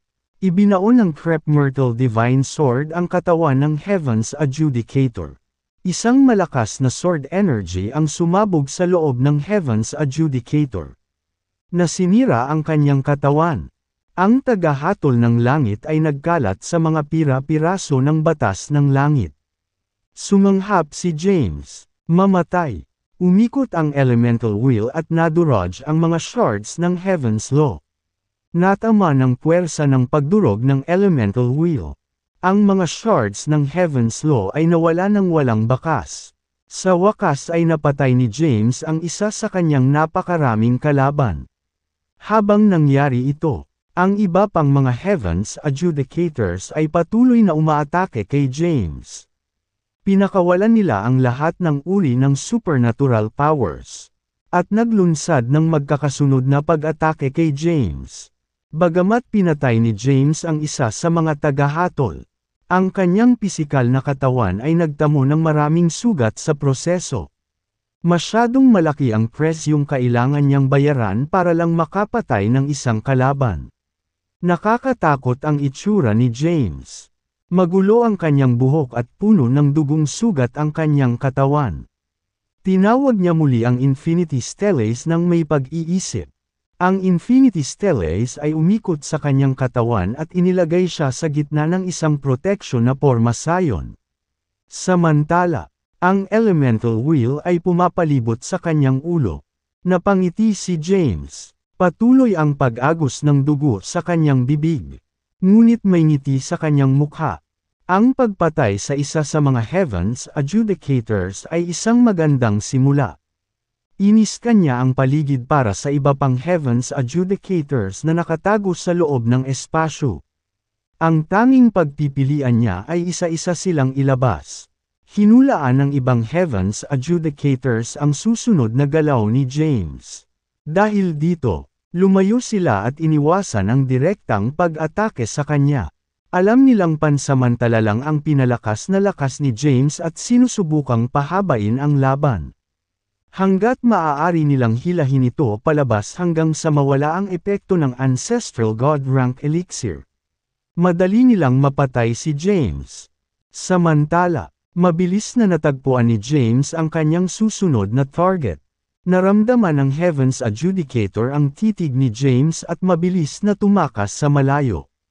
Gayunpaman, ang distansya ay wala kay James sa kanyang kasalukuyang lakas. Mabilis siyang hinabol ni James. Ang Heaven's Adjudicator ay tumakas sa isang planeta.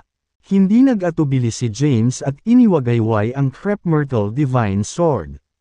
Isang malakas na sword energy ang lumipad at direktang tumungo sa napakalaking planeta. Boom! Ang planeta na ilang beses na mas malaki kaysa sa araw ay nawasak ng tamaan ito ng sword energy. At agad na nagkalat ang mga meteorite sa lugar. Ang tagahatol ng langit na nagtatago sa loob ng planeta ay walang pagpipilian kundi ihayag ang kanyang sarili. Sa sandaling malantad siya. Nawala siya sa kalawakan na may isang flash. Ginamit ni James ang elemental wheel para sirain ang espasyo. Katulad ng salamin. Nagsimulang madurog ang espasyo. Ang tagahatol ng langit ay ipinahayag muli. Tumawid si James dala ang Crep Myrtle Divine Sword at agad na nagpakita sa kanya.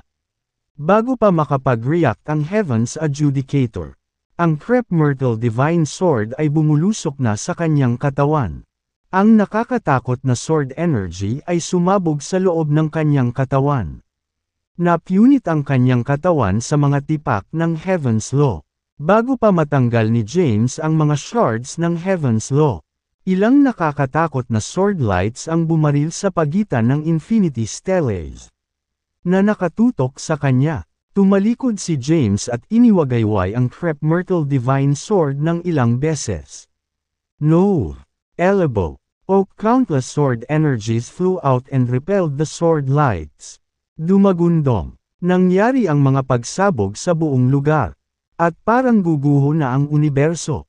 Samantala, ang mga shards ng Heaven's Law ay mabilis na lumipad sa malayo at nag-reform sa dating natalo na Heaven's Adjudicator. Matapos ang pagkamatay ng dalawa sa kanilang mga kasama, ang natitirang mga tagahatol ng langit ay nagsimulang talakayin ang isang kontra-hakbang. Samantala, ang mga tense na ekspresyon ng human powerhouses ay makabuluhang na-relax matapos masaksihan ni James ang pagpatay sa dalawang Heaven's Adjudicators. Dalawa sa kanila ang pinatay ni James. Maganda ang simula niya. Gayunpaman, marami siyang natamo na pinsala. Mahirap bumawi mula sa mga pinsalang ginawa ng Sides of Judgment. Bagamat mukhang optimistiko ang mga bagay, nababahala pa rin ang ilang powerhouse ng tao. Sa larangan ng digmaan, si James ay natatakpan ng mga sugat.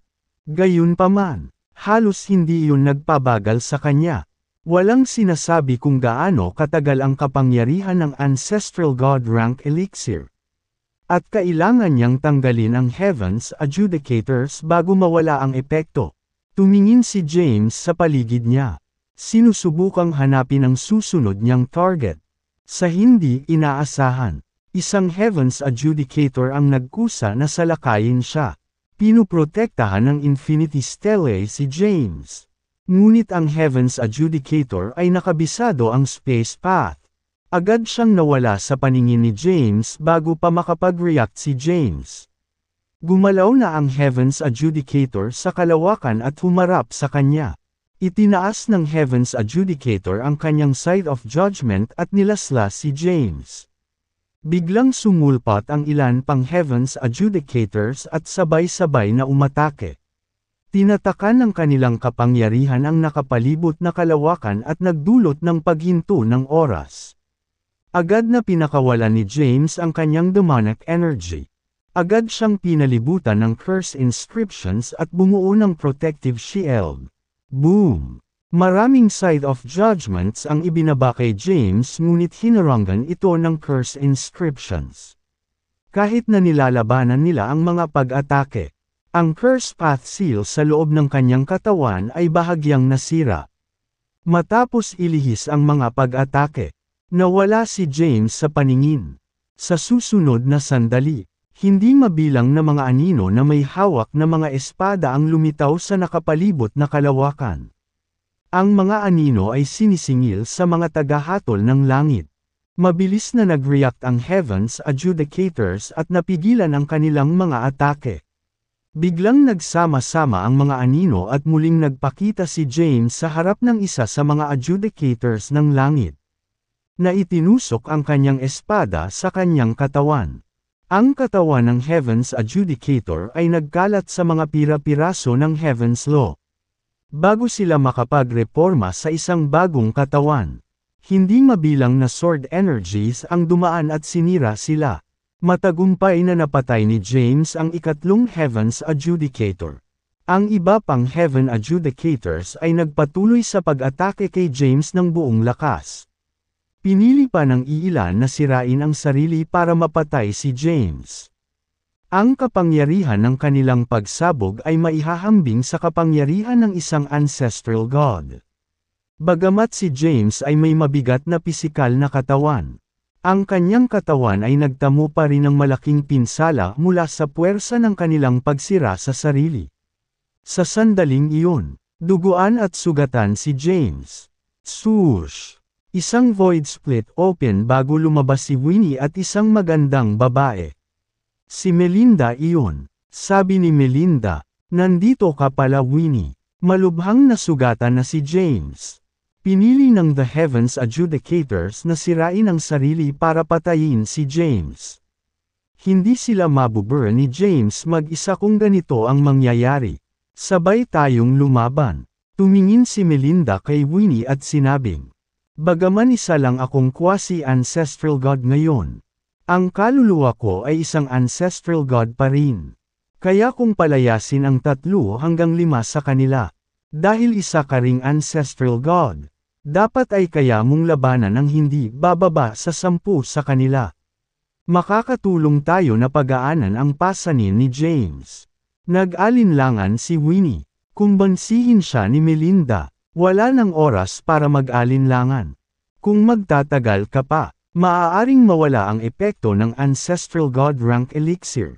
Sa oras na iyon, hindi na tayo magkakaroon ng pagkakataong manalo kahit na ikaw mismo ang kasangkot.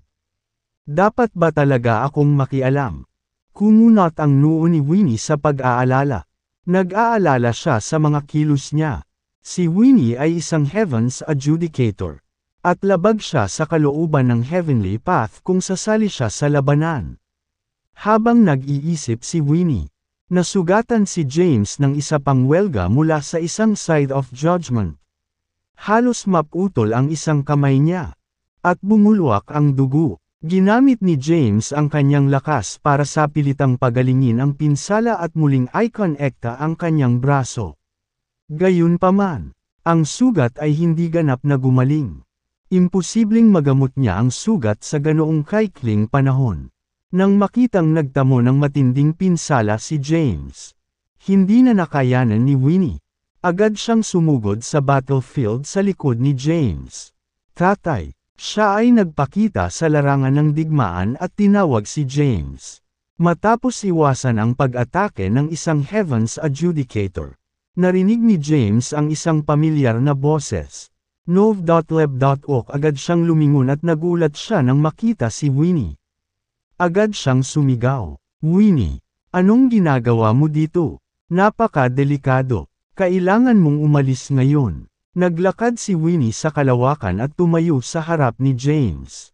"Tatay." Natigilan ang ibang Heaven's Adjudicators nang makita si Winnie.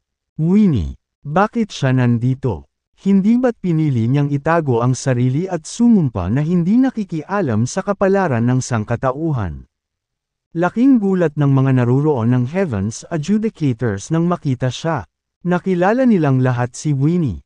Tumayo si Winnie sa harapan ni James. At ang kanyang mga mata ay malungkot na kuminang nang makita ang mga sugat sa buong katawan ni James. Tumulo ang mga luha ni Crystalline sa kanyang pisngi. Naalala niya ang panahon noong mahina pa siyang magsasaka. Ang motibo niya sa pagpapalakas noon ay para tulungan si James na malampasan ang kanyang mga hadlang. "Nandito ako para tumulong, Dad." Isang ngiti ang nabuo sa mukha ni Winnie na may bahid ng luha. "Ikaw?" Nagulat si James. Biglang naramdaman ni James ang napakalakas na puwersa na nagmumula kay Winnie.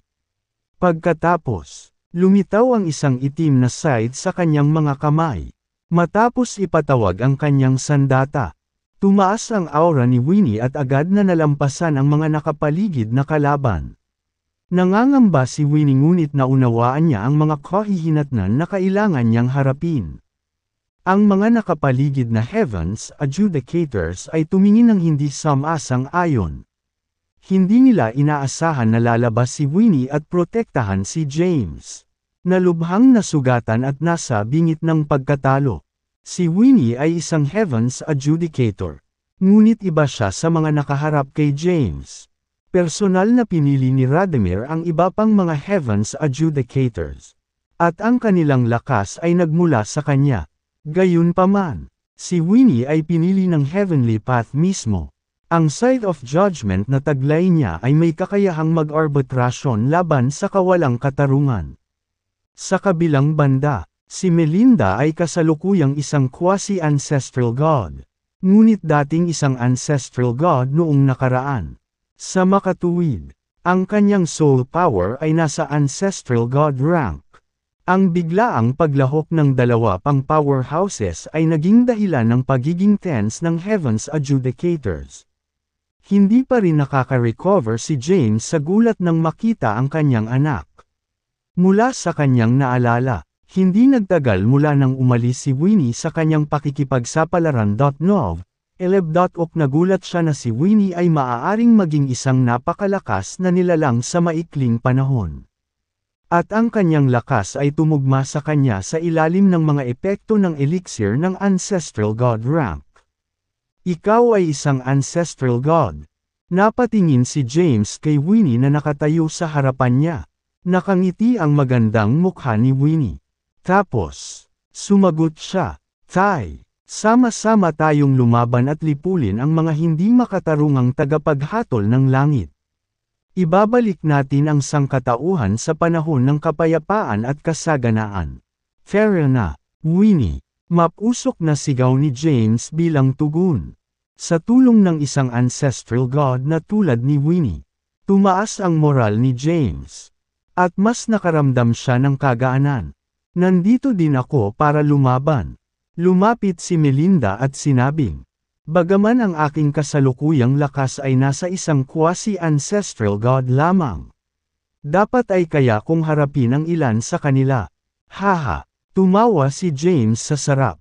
Ang mga posibilidad ay sa una ay laban sa kanyang pabor. 2/3. Ipinapalagay niya na kailangan niyang labanan ang kanyang maraming kalaban ng mag-isa. Ngayong nasa tabi na niya sina Winnie at Melinda na nag-aaway. Nakaramdam siya ng ginhawa. Paano kung dito siya namatay? Hinawakan ni James ang Crep Myrtle Divine Sword. At ang kanyang aura ay lumakas ng husto. Hinawakan ni Winnie ang kanyang Scythe of Judgment. At isang malakas na puwersa ang lumabas mula sa sandata, na ikinagulat ng Heavens Adjudicators. Sabay tayong umatake. Malakas na utos ng isa sa Heavens Adjudicators. Dahil ang mga bagay ay dumating sa ganito. Ang tanging magagawa natin ay ibigay ang lahat para alisin ang mga ito. Pagkatapos, sumigaw siya, "Patayin sila." Kaagad pagkatapos, ang nakapalibot na Heavens Adjudicators ay sabay-sabay na umatake. Agad na umabant sina Winnie at Melinda at nalabanan ang kanilang mga kalaban.